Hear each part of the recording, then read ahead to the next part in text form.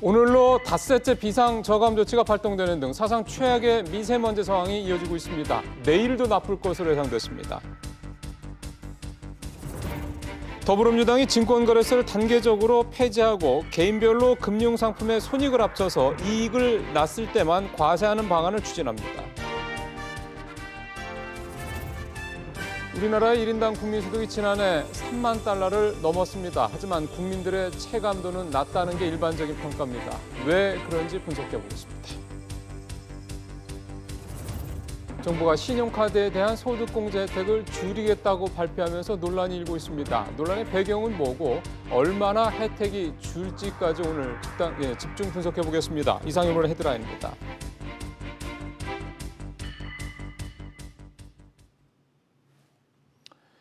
네, 오늘은 아침부터 지금까지도 계속 뿌였습니다. 전국 대부분, 심지어 그동안 미세먼지 청정 지역이라고 불리던 제주까지 이번에는 뿌였습니다.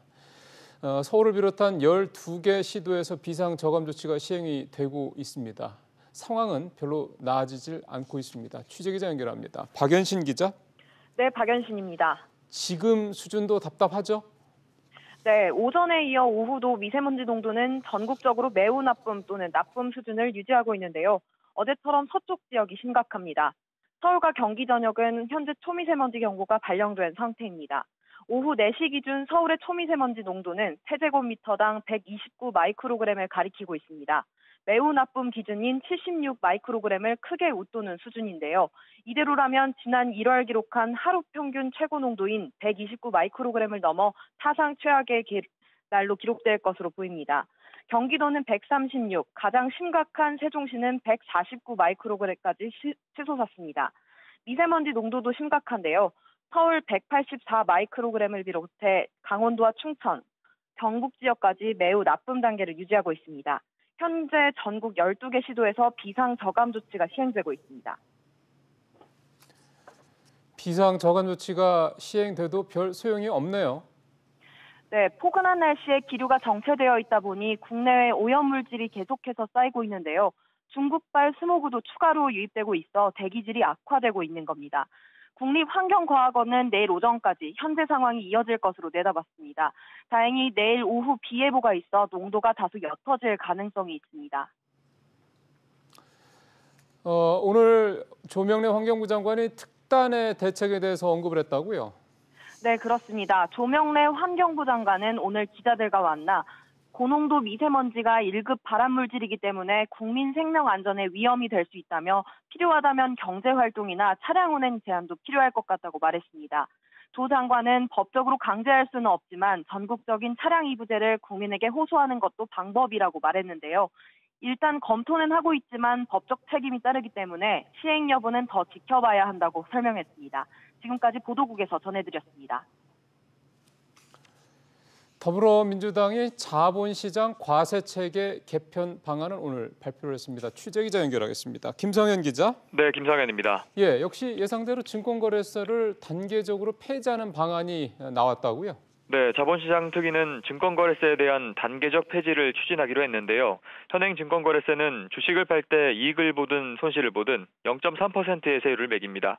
다른 나라에 비해 상대적으로 높은 세율 때문에 그동안 증권거래세를 인하하거나 폐지해야 한다는 주장이 꾸준히 제기돼 왔는데요. 특위는 증권거래세가 폐지되지 않을 경우 주식 양도소득세의 이중과세 부담이 커질 것으로 보고 있습니다. 왜 이중과세 부담이 커질 거라고 보나요? 네, 주식 양도소득세는 매매 차익에 대해 납세자의 자진신고 체계로 징수하는데요. 현재 양도소득세는 주식 보유 금액 15억 원의 대주주에게만 부과하지만 오는 2021년 4월 이후부터는 3억 원까지 대상제가 확대됩니다. 이렇게 되면 과세 대상의 범위가 넓어져 양도소득세와 증권거래세가 모두 부과될 수밖에 없다는 겁니다.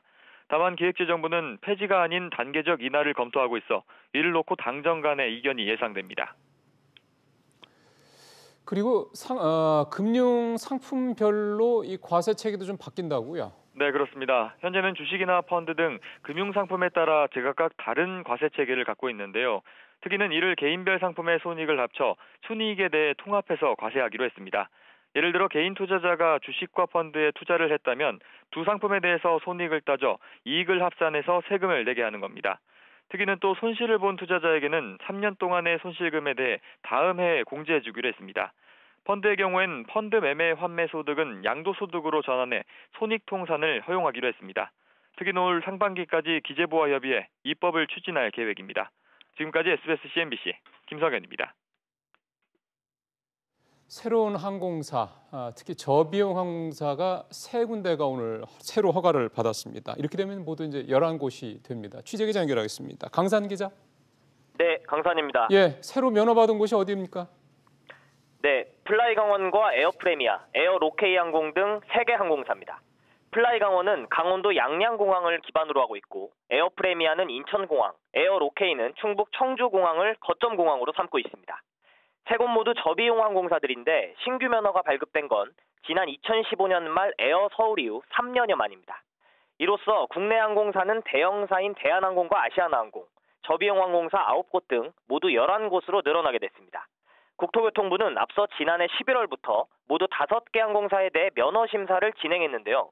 오늘 선정된 3곳 외에 함께 면허를 신청했던 에어필립은 자본 잠식과 경영난으로 면허 기준을 충족하지 못해 반려됐고 화물 운송에 도전한 가디언즈 항공사는 수요가 정확하지 않다는 이유로 면허를 받지 못했습니다. 그럼 오늘 새로 허가받은 항공사 세 곳은 이제 바로 비행기를 띄우나요? 오늘 새로 면허를 받은 항공사들은 1년 이내에 운항 증명을 신청해야 하고 2년 이내에 노선허가 취득 등 운항 요건을 충족해야 합니다. 각 항공사들마다 어느 노선에 취항하겠다는 계획은 갖고 있지만 아직 확정된 건 없어 실제 운항까지는 시간이 좀 더 걸릴 전망입니다. 국토부는 새로운 사업자가 시장에 진입하면서 항공사끼리 경쟁을 하고 항공시장의 혁신을 가져올 것으로 기대했습니다. 또 지역공항을 거점으로 하는 신규 항공사가 생기면서 지역 주민들의 공항 이용이 편리해지는 등 지방공항 활성화에도 기여할 것으로 내다봤습니다. 지금까지 정부 서울청사에서 전해드렸습니다. 조양호 한진그룹 회장이 핵심 계열사, 대한항공 등 핵심 계열사를 뺀 비주력 계열사의 임원직에서 물러나겠다고 밝혔습니다.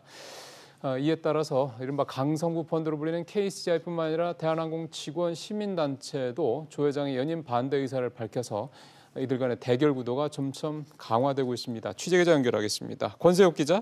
네, 보도국입니다. 예, 조 회장이 비주력 계열사 임원직만 내려놓는다는 거죠? 네, 조양호 한진그룹 회장은 한진칼과 한진, 대한항공 등 계열사 3곳의 임원직만 유지하기로 했습니다. 진에어와 정석기업, 대한공항 등 한국공항 등 6곳의 임원직에서 올해 안에 물러나겠다는 겁니다. 한진그룹은 조 회장이 핵심 계열사 업무에 집중하기 위한 조치라고 설명했습니다. 계열사 주총을 앞두고 핵심 계열사를 지키겠다는 것으로 풀이됩니다. 조 회장에 대한 연임 반대 목소리가 계속 나오고 있죠? 네, 대한항공 정상화를 위한 주주권 행사 시민행동은 기자회견을 열고 기관 투자자를 대상으로 조양호 회장의 연임 반대를 위한 의결권 행사 권유 등을 할 예정이라고 밝혔습니다. 시민행동에는 대한항공 조종사 노조와 직원 연대 지부, 민주사회를 위한 변호사 모임 등이 참여하고 있습니다. 현 경영진에 대한 견제가 필요하다라는 주장도 나온다면서요? 네. 국내 민간 의결권 자문사인 서스테인베스트는 한진 주요 계열사의 사회이사와 감사가 조 회장의 경복고 동문, 조 회장과 자녀들의 대학 학연 등으로 구성돼 있다고 지적했습니다. 서스테인베스트는 따라서 경영진을 견제할 수 있는 전문적이고 독립적인 사회이사진이 필요하다고 밝혔습니다. 주총을 앞두고 한진그룹을 둘러싼 대결 구도는 점차 가열될 것으로 보입니다. 지금까지 SBS CNBC 권세욱입니다. 우리나라 1인당 국민소득이 지난해 처음으로 3만 달러를 넘었습니다. 지난해 1인당 국민소득은 5.4%가 1년 전보다 늘어서 3만 1,349달러를 기록을 했는데 지난 2006년 2만 달러 진입 이후 12년 만입니다. 환경부는 환경미화원들이 새벽이나 밤 대신 낮에 근무하도록 하는 내용의 환경미화원 작업안전 지침을 전국 지방자치단체에 통보했다고 밝혔습니다. 환경부는 이를 위해서 주간 작업을 원칙으로 하되 구체적인 작업 시간대는 현장 여건을 고려해 노사협의 또 주민 의견 수렴 등을 거쳐서 지자체가 결정하도록 했습니다. 민주노총이 탄력근로제 합의안에 대한 철회를 요구하는 파업을 전국 14곳에서 진행할 예정입니다. 하지만 애초 계획과 달리 현대자동차 노조, 기아자동차 지부는 노조 전임자와 대의원들 등 간부들만 참여하기로 했습니다.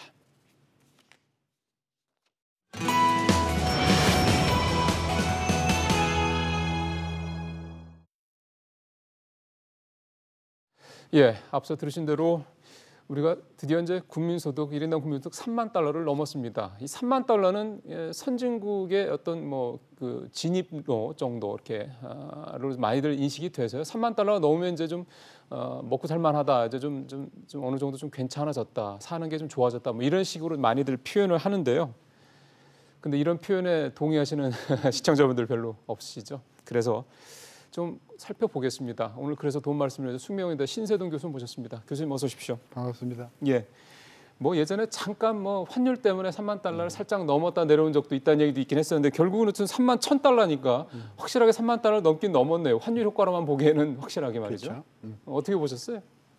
뭐 일단 12년 만에 예. 12년 만에 3만 달러를 돌파했으니까 2만 달러 넘은 이후에 그죠? 예. 한 12년 만인데 뭐 축하할 만한 일이죠. 계속 베네수엘라나 또 뭐 브라질 같이 곤두박질 치는 것보다는 좋은 일인데 그렇죠. 좋은데 저는 이 3만 달러를 선진국의 뭐 문턱이라고 하는 데는 전 동의할 수가 없고 예. 굳이 비유하자고 하면 마이너리그의 더블 A나 마이너리그의 그냥 1A 정도 되는 수준이다. 트리플 A까지는 안 되고요. 트리플 A는 최소한 한 4만 불 정도 넘어가야 예. 되는 거라서 이걸 가지고 너무 저는 떠벌리는 것이 저는 조금 부끄럽다고 느끼는 것이 지금 양극화 문제가 굉장히 심각하거든요. 그렇죠.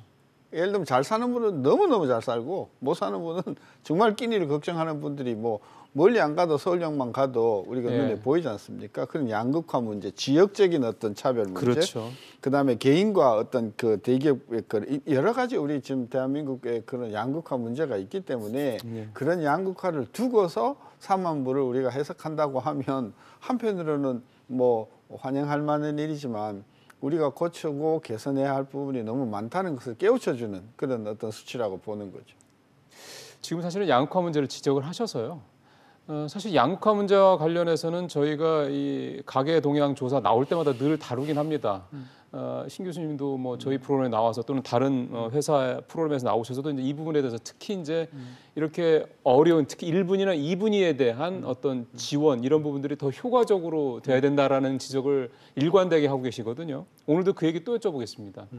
그러니까 결국은 정부에서 복지 예산을 매년 늘리는 거는 그건 기본적으로 이제 나갈 방향이다라는 건 누구나 다 동의하는 건데 지금 교수님의 말씀은 그 큰 돈들, 큰 예산들이 제대로 적재적소에 투입이 안 되고 있다라는 말씀이시잖아요. 그죠. 그러니까 우리가 이제 그 비소비 지출의 그 부담을 보면 그 비소비 지출이라는 거는 이제 세금이라든지 그렇죠. 뭐 연금, 뭐 보험료 이런 거죠. 예. 이런 부담을 보면은 이것이 가난한 사람들은 그 부담이 적어야 되고 그렇죠. 부자들은 많아야 되거든요. 네. 근데 그게 그렇지 않고요.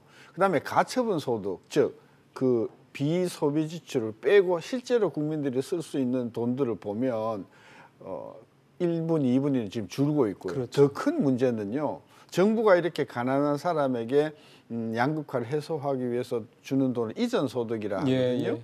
근데 이 이전 소득이 이론적으로는 가난한 사람들한테는 많이 들어가고 부자들한테는 안 들어가거나 그래야죠. 오히려 마이너스야 되잖아요. 그래야죠. 예. 근데 이 통계를 지난 1년을 놓고 보면 그 이전 소득이 가난한 가게나 부자 가게나 거의 비슷하게 한 50만 원 정도가 이게 월 지급이 된단 말이죠. 예. 이거는 문제가 있는 것이죠. 그렇죠. 따라서 예. 양극화를 위해서 열심히 노력하는 정부의 어떤 의지는 충분히 우리가 이해하면서도 실제 현장에서는 그게 그렇게 나타나지 않는다는 부분에 대해서 정부가 조금 경각심을 갖고 어디에 문제가 있는가 그거 좀 집어내야 될 것 같아요. 대표적인 예가 아마 그런 게 아닌가 싶습니다. 뭐냐면 기초생활수급자라고 그래서 사실은 이제 표현이 좀 어렵긴 한데 가난한 분들이라고 쉽게 생각하면 되죠. 그러니까 나라에서 돈을 주는 분들이죠. 생활비를 이제 뭐 주거비 그다음에 뭐 생활 뭐 물건 사는 데 쓰는 이런 비용들을 이제 한 달에 몇십만 원씩 주는 분들인데 근데 그분들이 이렇게 기자들한테 말씀하신 그 내용을 보면 우리나라 이 복지 공무원들은 어떻게 하면은 기초생활수급자 대상에 포함을 안 시키게 하려고 노력하는 것 같다라는 얘기를 몇 분이 하시더라고요. 그런 부분도 있지만 더 큰 문제가 뭐냐 하면 재산이 많아요. 소득이 많아요. 정말 잘 살아요. 부자라고 할 만해요. 그런 분들한테도 정부에 말하자면 돈들이 들어간다는 것이죠. 효율성이 굉장히 떨어진다는 얘기예요. 굉장히 떨어진다. 그러니까 공무원들은 이렇게 지금 한다는 이야기가 있어요. 뭐냐면 그 실적을 올리기 위해서 아주 그 규정을 따지지 않고 그냥 막 줘버린다는 것이죠. 그러니까 어려운 분들한테는 굉장히 까다롭게 기준을 적용하고 있는 분들한테는 예를 들면요 변호사인데요 재산도 뭐 꽤 많아요. 한 30억 40억 이렇게 되는 변호사인데 변호사 회사의 어떤 로펌이요? 예, 로펌에 이렇게 그 직원으로 돼 있으면서 한 달에 한 200만 원 정도를 받는데요. 근데 그분한테 일자리 안정자금이 13만 원씩 지급이 되더라는 거예요. 그래서 그 변호사 스스로가 놀랬다. 이게 그 왜 그럴까요? 그러니까 이제 그 일자리 안정자금의 실적을 올리기 위해서 돈을 그냥 잃고 그냥 규정상 한 달에 한 180만 원, 90만 원 받는 사람한테는 이게 이제 줘야 돼. 이렇게 되니까 그 돈을 조금 더 걸러서 그분들한테는 안 주고 필요한 분한테 더 많이 주는 이런 체제가 빨리 갖추어져야만 정부가 그렇죠. 지금 추진하는 그런 그렇죠. 어떤 양극화 해소 정책 효과를 볼 것이다. 따라서 자꾸 쏟아부으려고 하지 마시고 제대로 쏟아부어지는가 이 부분을 정부가 조금 신경을 써주셔야 된다는 거죠. 그거 하는데 시간이 좀 걸리겠죠. 근데 시간도 들고 예. 돈이 많이 든대요. 예. 걸러내는데. 그러니 걸러내는데 돈 드느니 차라리 그냥 그러지 말고 주자. 저는 그거는 저도 그거는 문제가 있다고 생각합니다. 대표적인 게 이제 저 아동 보육수당 같은 게 그게 그 걸르는 데만 1,000억 원 이상의 돈이 들어서 그냥 다 주기로 했다. 뭐 어쩌면 약간 좀 대증적인 요법이기도 하고 저는 핑계 같아요. 그렇죠. 근데 사실 그렇게 하기가 힘드니까 그런 면이 분명히 있다는 생각이 좀 듭니다.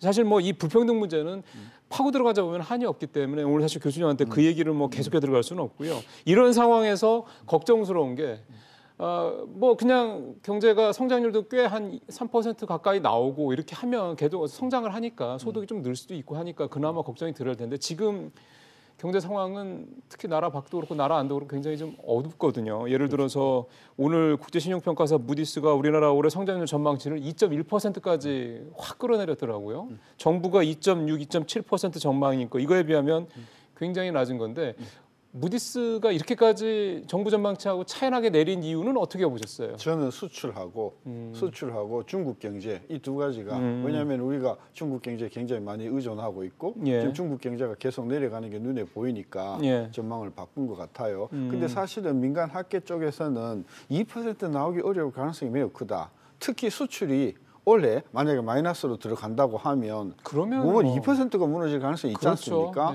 지금 벌써 작년 12월 1월, 2월 지금 3개월 수출이 연속이 마이너스면서 그 수출의 마이너스 폭이 커진단 말입니다. 저는 그런 관점에서 보면 이번에 어떤 그 평가 기관에서 2.1로 조정한 것도 조금 있어서 우리나라의 민간 금융기관들, 민간 연구기관들도 따라서 낮춰 내릴 가능성이 큰 거죠. 그러네요. 결론은 수출입니다.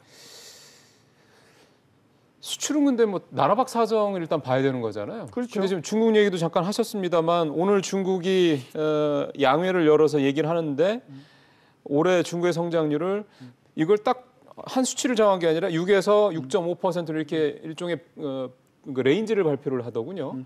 사실은 IMF는 올해 중국의 성장률이 6.2% 정도밖에 안 될 거다. 작년에 6.6%인가였죠.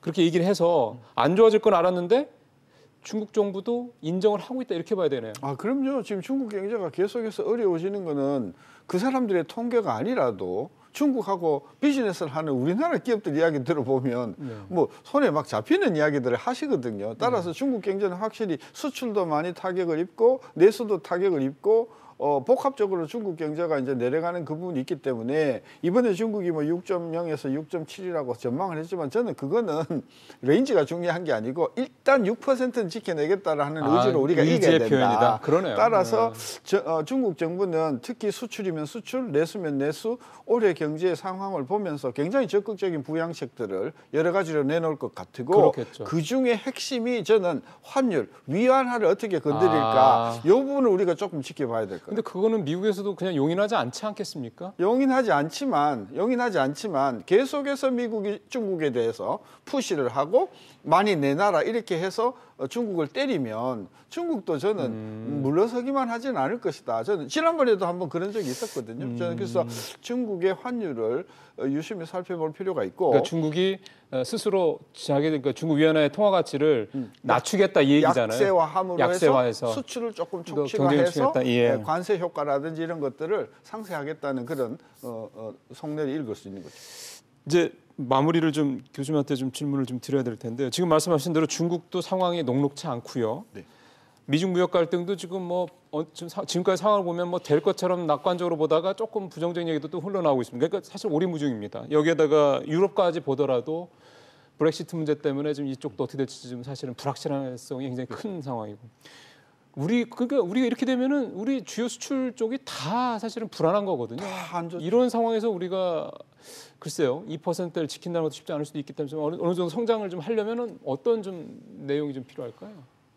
일단은 한국의 수출에 불을 꺼트리면 안 돼요. 그럼요. 그리고 그 수출도 대기업은 뭐 어느 정도 경쟁력이 있다고 보고 중소 중견기업들이 한번 불이 꺼져버리면 정말 다시 켜기 어렵거든요. 따라서 정부는 중소 중견기업의 수출의 불을 계속 지펴나가기 위한 어떤 대책을 마련해야 되는데 엊그저께 발표한 그 수출 그 활성화 대책을 보니까 전부 돈이에요.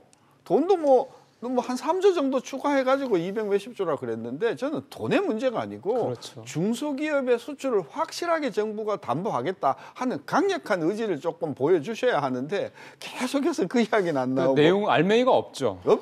돈만 주면은 지금 돈이 없어서 수출 못하는 게 아닌데 경쟁력의 문제라든지 사기 문제라든지 이런 것들이 있는데 저는 정부가 그래서 중소 중견기업의 수출을 국가 경제 정책의 핵심 아젠다로 하겠다라는 어떤 그런 뜻을 저는 조금 보여줄 필요가 있다고 보는 거죠. 실질적인 우리 중소수출 기업들이 실질적으로 도움을 받을 수 있는 대책, 그렇죠. 그게 수출 활성화 대책 여기에 포함이 돼야 되겠죠. 그렇습니다. 알겠습니다. 교수님 말씀 잘 들었습니다. 네.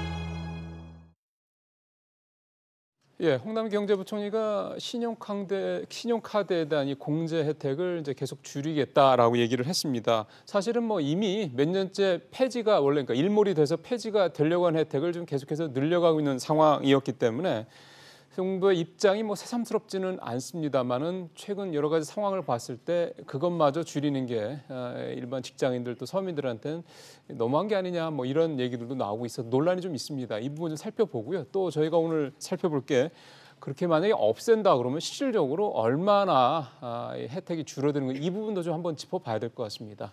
저희가 오늘 두 분 모셨습니다. 한국납세자연맹 김선택 회장 모셨고요.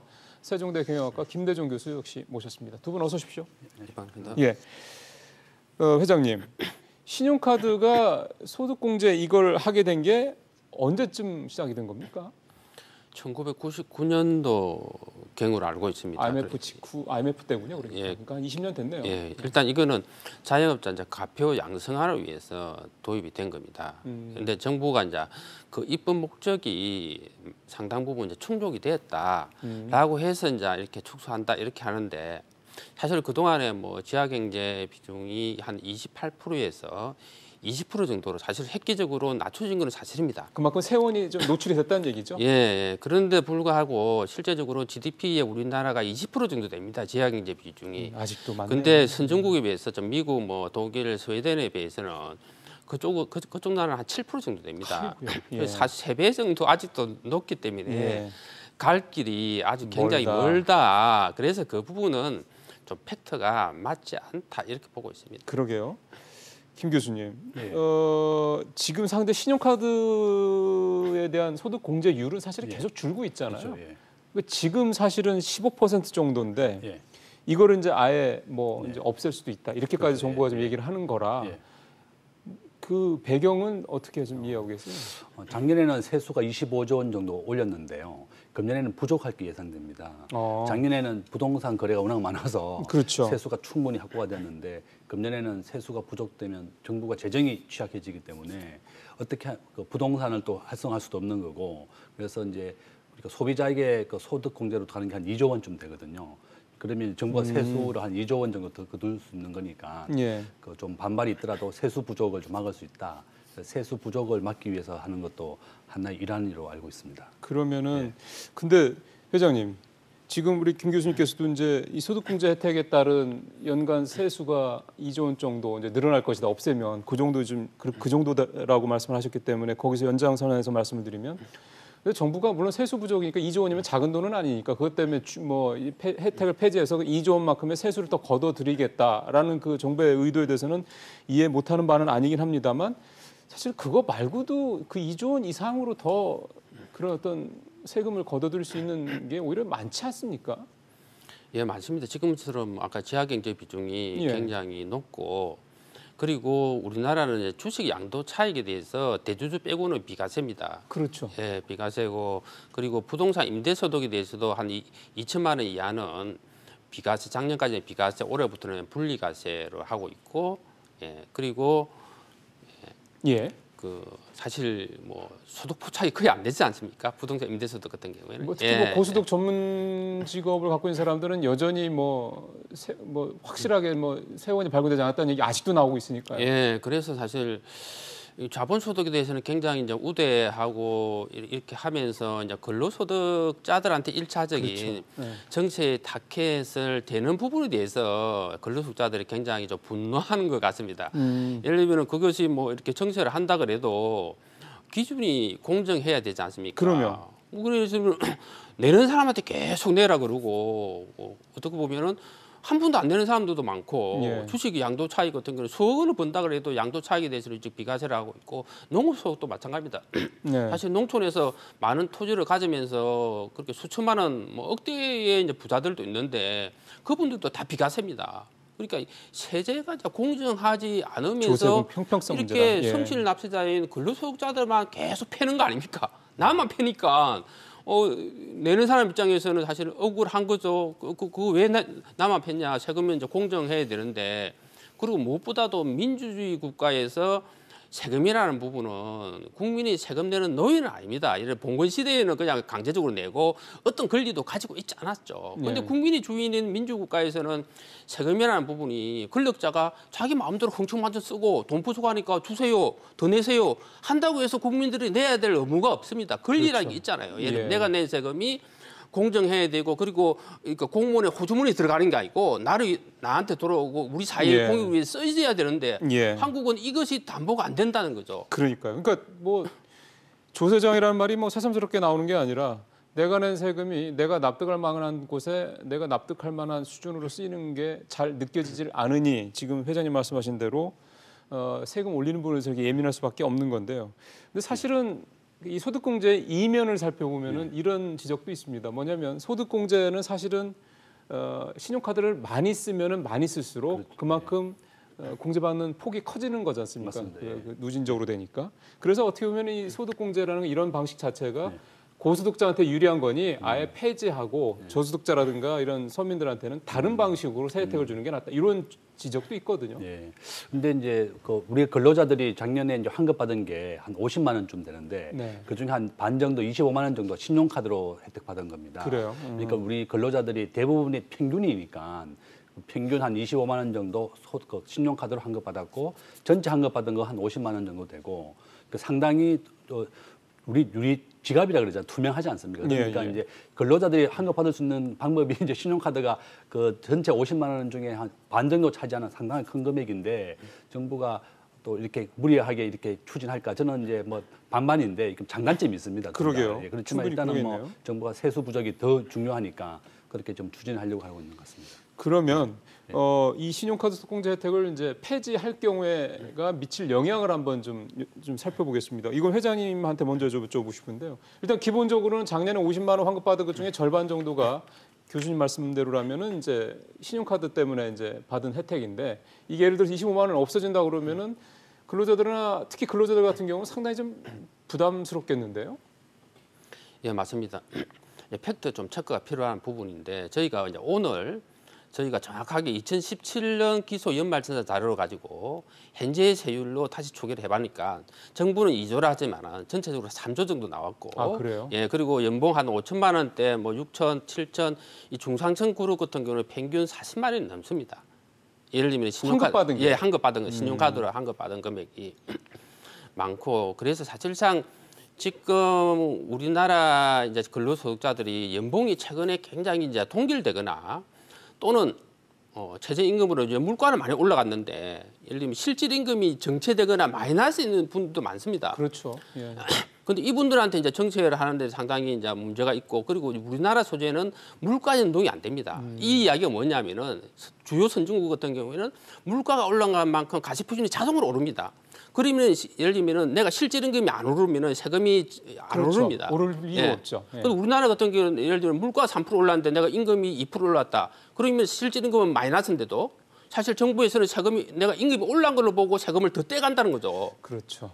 그래서 이 문제가 심각합니다. 그래서 저희가 통계를 보니까 지난 몇 년간 세율은 그대로인데 어떻게 보면은 중산층 근로자의 세율은 그대로인데 계속 세액 부담이 올라가고 있습니다.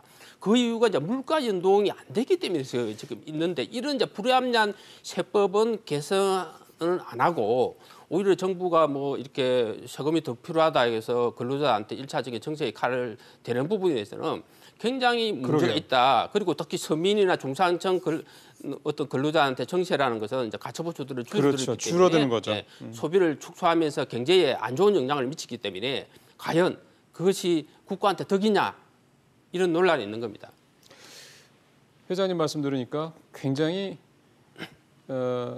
정부의 편리하게 네, 맞습니다. 이 세금 제도가 이 소득 공제 관련 이런 제도도 그렇고 과세 제도가 이렇게 돼 있다라는 생각을 지울 수가 없네요, 교수님. 근데 지금 이것도 있긴 합니다만 이번에 그 작년 4분기 가계 동향 조사를 보면 지금 회장님도 말씀하셨습니다. 비소비성 지출 분야가 사실 고소득층보다는 저소득층이 훨씬 더 이 증가율이 높더라고요. 그러니까 그만큼 버는 것도 많이 버는 사람에 비해서 적은데 비율로 따지면은 나가는 돈도 그만큼 많다는 얘기잖아요. 그렇죠. 이런 부분들은 좀 불합리한 거 아닙니까? 예, 당연히 좀 불합리합니다. 그런데 또 그 우리나라에서 지금 그 신용카드 정책에 대해서 지금 정부가 또 이렇게 좀 카드 결제하는 거 말고 또 다양한 결제 수단이 진행되고 있습니다. 예. 뭐 제로페이는 그렇죠. 이제 예. 수수료고 또 직불카드하고 체크카드는 소득 공제율 30%고 직카드는 15%밖에 안 되지만 또 제로페이는 40%입니다. 그래서 정부가 이 다양한 결제 수단이 있으니까 이 카드 좀 인하하더라도 예. 뭐 인하하거나 폐지할 계획인데 정부가 뭐 다양한 결제 수단이 있고 또 신용카드는 외상으로 물건을 사고 지출하는 겁니다.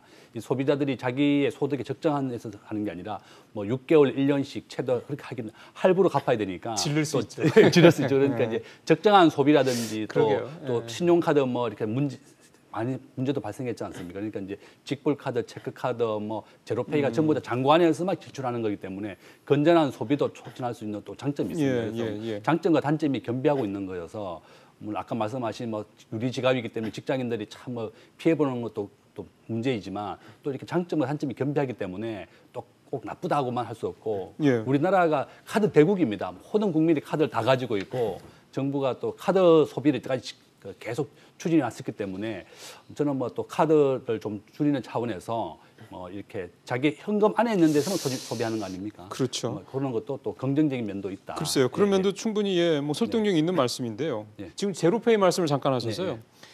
이번에 그 정부에서의 설명은 제로페이 활성화하자는 목적도 있다. 이 소득공제 제도를 폐지하는 거에 대해서 그 얘기도 하던데 지금 사실 제로페이가 그렇게 전면적으로 확 그렇게 뭐랄까요? 이렇게 설치가 다 돼 있는 게 아니지 않나요?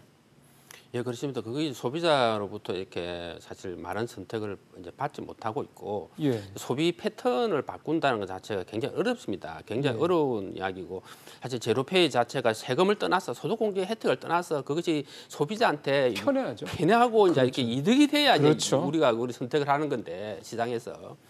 그 정부에서 그 제로페이를 권장하기 위해서 신용카드 소득공제를 줄인다. 이거는 굉장히 잘못됐다고 봅니다. 어떻게 보면은 예를 들어 어떤 일반 우리 근로자들의 어떤 불이익을 주면서 세제 혜택을 박탈하면서 세금을 더 거두면서 제로페이의 어떤 장점을 이렇게 상대적으로 유인 효과를 만들어서 더 쓰도록 강제적으로 한다. 이렇게 한다는 것은 사실 근로자 입장에서는 굉장히 부당하죠. 그러니까요. 그거 편하고 좋으면 쓰는 건데 왜 불이익을 주면서 내가 세제 혜택을 받는 거를 박탈하면서 그거를 권장해야 되냐는 거죠. 사실 제로페이 얘기는 약간 일의 앞뒤가 좀 바뀐 듯한 느낌이 좀 듭니다. 사실 제로페이가 나온 이유에 대해서 우리가 다 알고 있는 것처럼 이제 자영업자들의 신용카드 수수료 부담을 낮추기 위해서 도입이 된 거에 대해서는 충분히 알겠는데 근데 신용카드를 쓰는 사람은 소비자들이거든요. 그렇죠. 근데 쓰고 싶어도 제로페이 하는 데가 별로 없어서 소득공제 혜택을 40%를 주면 뭐 하겠느냐 이런 지적도 사실 있거든요. 그러면 취지는 알겠어요. 네. 그럼 이 소득공제를 폐지하고 대신 아까 교수님 말씀하신 대로 다른 방식으로 공제 혜택을 받을 수 있는 어떤 그런 여지를 좀 많이 남겨주면 된다는 건데 이거 말고 뭐 다른 게 또 뭐 있을까요? 조금 더 구체적으로 말씀해 주시면. 우리가 이제 결제할 수 있는 수단이 이제 다양하게 있는데 지금 신용카드는 15% 소득공제, 체크카드와 직불카드는 30%입니다. 그렇죠. 제로페이는 40%이고 또 뭐 중국 친구들은 보면 다 알리페이로 택시 뭐 다 결제를 그렇게 하고 있고 편의점까지 다 알리페이를 다 받아주고 있거든요. 그래서 알리페이 0.8%는 이제 중국에서 물론 하는 거지만 이제 QR 코드로 하는 건 똑같습니다. 우리 QR 코드 사진을 딱 찍게 되면 딱 자동 결제되는데 알리페이도 그렇고 우리 제로페이도 똑같이 QR 코드로 나가는 겁니다. 그래서 이제 중국이 특히 이제 신용카드 시장을 거치지 않고 바로 그 4차 산업혁명 시대 QR 코드로 갔거든요. 정부는 이제 신용카드는 3세대고 4차 산업혁명 시대에 맞는 게 QR 코드라든지 선진 결제 문화다 이렇게 해서 또 넘어가는 또 그런 장점도 있습니다. 그러니까요. 이제 저희가 이제 이 마무리에 좀 들어가야 되는데요. 이 소득공제 문제가 이제 사실은 이제 근로자 입장에서 봤을 때는 아까 우리 회장님 말씀하신 대로 한 25만 원에서 많게는 한 40만 원까지 특히 중간 때 한 5천만 원 정도의 그 근로자들한테는 그런 상당히 큰 혜택이 있는 거기 때문에 이게 없어진다고 그러면은 부담이 상당히 좀 클 수밖에 없을 것 같습니다. 그러면 대안을 한번 생각해 봤으면 좋겠어요. 회장님께서 보시기에 오케이 정부가 그렇게 소득공제 혜택 자체를 어차피 일몰제가 적용이 되고 있는 제도니 폐지해라. 그러면 대신 어떤 식으로 해서 지금 근로자들한테 매년 가고 있는 그 정도의 어떤 환급되는 부분을 메워줄 수 있을 것이냐 이 부분을 좀 한번 살펴봤으면 좋겠거든요. 저는 이제 두 가지 측면입니다. 아까 예로 이제 물가 연동 체제를 전진을 하면서 세액 부담을 줄여주면서 소득공제를 이제 축소하거나 폐지하는 것을 검토해 볼 수 있다는 거하고 단계적으로요, 그렇죠. 또 하나가 정부 신뢰가 있어야 됩니다. 그리고 우리가 이제 정세의 국민들이 동의하기 위해서는 내가 낸 세금이 나에게 들어오고 국가 공익을 위해 사용되고 공무원의 호주머니에 들어가지 않는다는 즉 공무원에 관한 신뢰, 국민에 관한 신뢰가 있어야 되는데 한국에는 예를 들면 국민 세금을 영수증 없이 쓰는 나라입니다. 특수활동비 예산이 1년에 3,300억 정도 됩니다. 작년에만 하더라도. 그러니까 국민 세금이 피땀 흘려서 낸 세금이 공무원들이 영수증 없이 쓰고 영수증 없이 쓴다는 건 뭡니까? 횡령을 국가에서 방조를 한다는 거 아닙니까? 그런 나라에서 국민들한테 세금 더 내라 이런 거는 국민들을 아주 멍청하게 보는 거죠. 세금 내는 노예가 아닙니다. 민주국가에서 국민이라는 것은 주권이 있는 건데. 우리가 낸 세금이 투명하게 사용되고 투명하게 공개되고 영수증이 첨부되고 감사가 되고 횡령한 사람하고 형사처벌되고 그런 국가의 정부의 신뢰성을 만들어야만이 맞는 정치가들이 국민들한테 우리가 복지할 테니까 세금 더 내주세요. 이렇게 도덕성이 있는 거 아닙니까? 사실은 우리가 지금 정부에서도 증세 얘기를 선뜻 못 꺼내는 이유가 근본적으로는 회장님 말씀하신 그 부분이 크죠. 신뢰성이 없으니까. 맞습니다. 신뢰성이 없는 상태에서 계속 강압적으로 갑자기 뭐 이렇게 국민들한테 세금 더 내라 그러면은 국민들이 좋아할 리 없죠. 그것도 굉장히 편의적으로요, 정부한테. 알겠습니다. 우리 김 교수한테 좀 마지막 질문 하나 드리겠습니다. 기본적으로 지금 가뜩이나 상황이 이렇게 별로 좋지 않은 상황에서 1년에 뭐 들어오는 연초에 들어오는 3, 4천만의 세금 환급 혜택까지 사라진다. 좋아할 근로자 국민들은 별로 없을 것 같습니다. 그러면 이런 부분들을 정부의 취지가 그렇다면 다른 방법으로 이 부분을 좀 보전해 줄 수 있는 방법에 대해서 정부가 어떤 조치를 취할 수 있을지 대안이 뭐가 있을까요? 저는 아까 말씀하신 것 같이 이제 우리 체크카드는 자기 잔고에서 빠져나가는 건데 한 30% 신용카드보다 2배 정도 높습니다. 그다음에 뭐 제로페이는 40%이고 그 정부가 또 내년에는 또 선거가 또 있거든요. 국회의원 선거가 총선이 있기 때문에 급하게는 못할 것 같고 상당히 또 그 우리 일반 근로자들이 반발이 심할 것 같고 그래서 저는 이제 정부가 좀 공정성, 효율성 또 예측 가능성이 또 중요합니다. 그래서 또 이게 갑자기 이렇게 금년부터 이제 안 하겠다 이렇게 하지 말고 단계적으로 해야 되겠고 우리 근로자들도 다양한 결제 수단이 있으니까 소득 공제 혜택 받는 것도 물론 신용카드는 뭐 할부 기능이 있지만 체크카드는 자기 바로 결제되는 거거든요. 제로페이 전부 다. 그래서 그런 이제 결제 수단을 좀 다른 방향으로 좀 바꾸고 글쎄요. 다양한 결제 수단도 하고 또 이렇게 올바른 건전 소비도 촉진할 수 있는 거다. 그래서 뭐 단점만 보지 말고 또 장점도 같이 보면 좋겠습니다. 맞습니다. 알겠습니다. 소득공제 혜택 물론 뭐 정부가 뭐 단칼에 올해부터 뭐 적용 안 한다 이 얘기는 아니긴 한데요. 우리 김선태 회장님도 얘기를 했습니다만 만약에 정말 그렇다면 뭔가 좀 보완을 하면서 단계적으로 폐지하는 게 좀 적절하지 않겠냐. 오늘 그런 대안적인 부분까지 좀 말씀을 나눠봤습니다. 오늘 두 분 말씀 잘 들었습니다. 고맙습니다. 네, 감사합니다.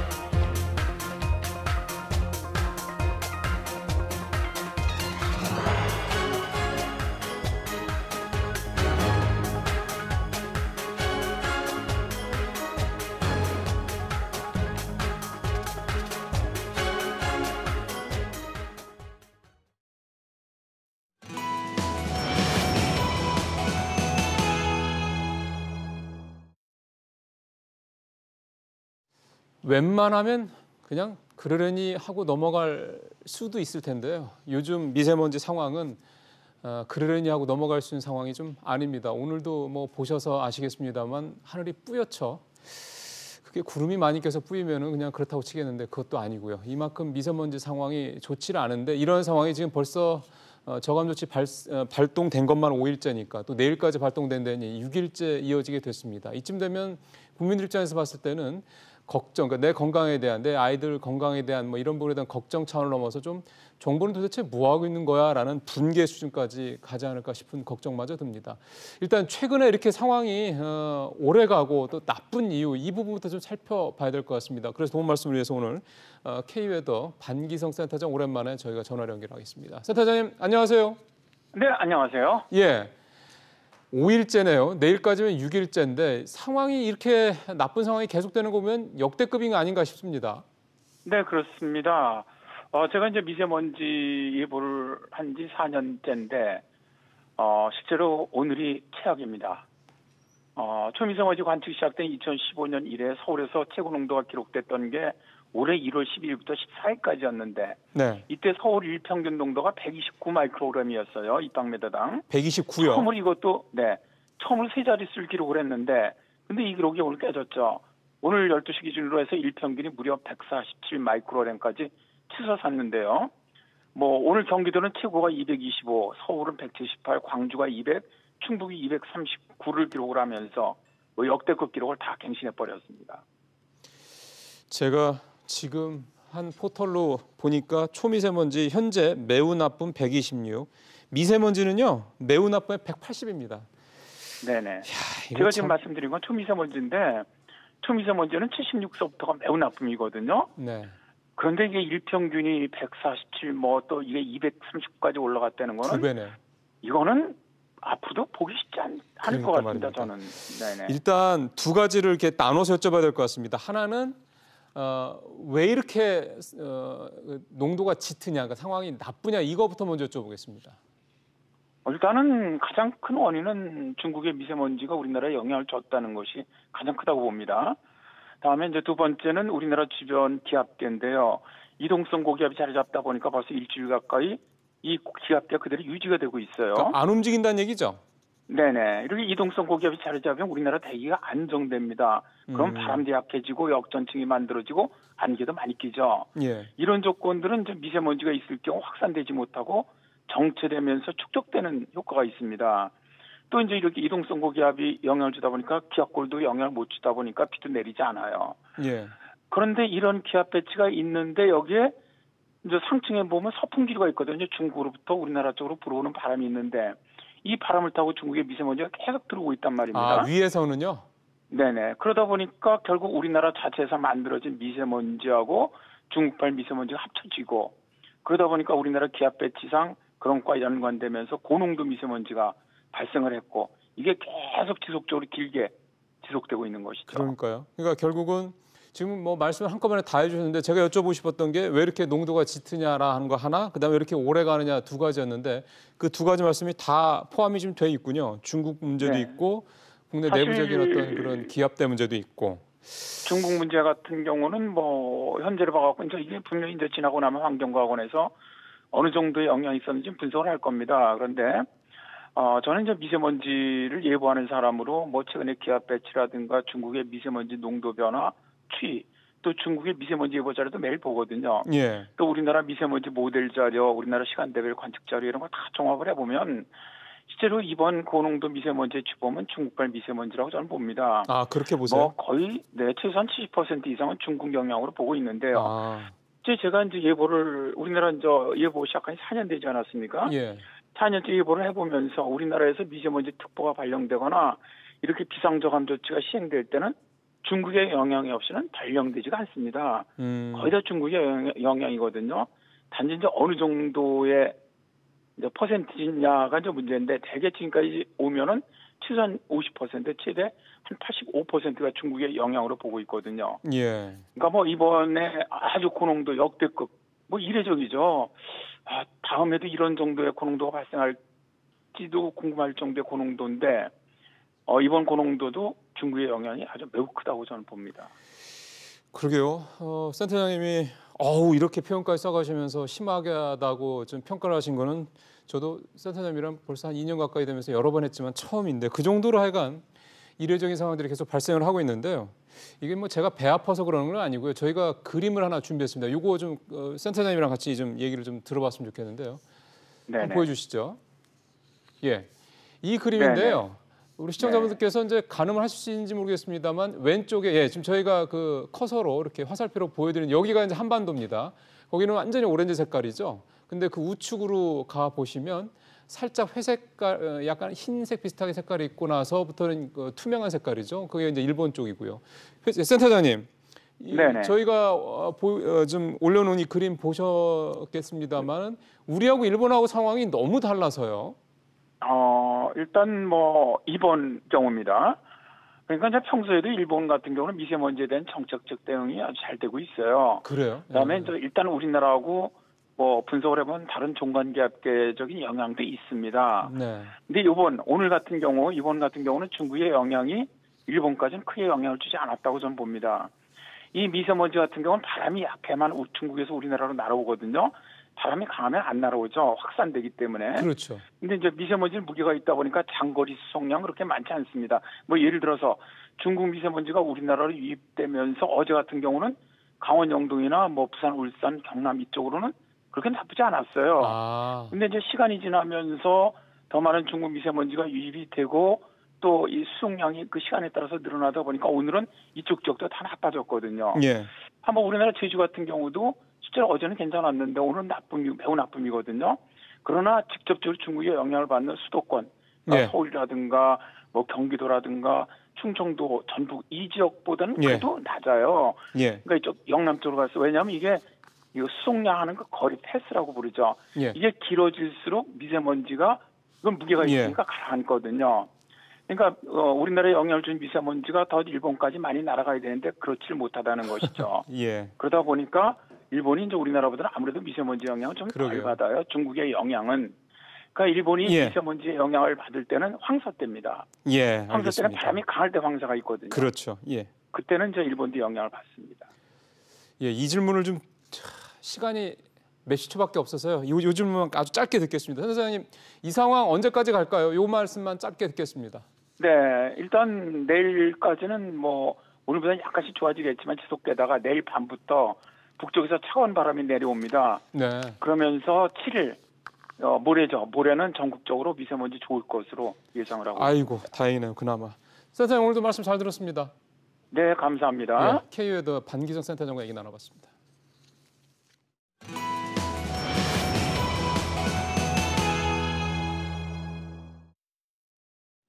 하루만 좀 더 고생하시죠. 내일 뵙겠습니다. 고맙습니다.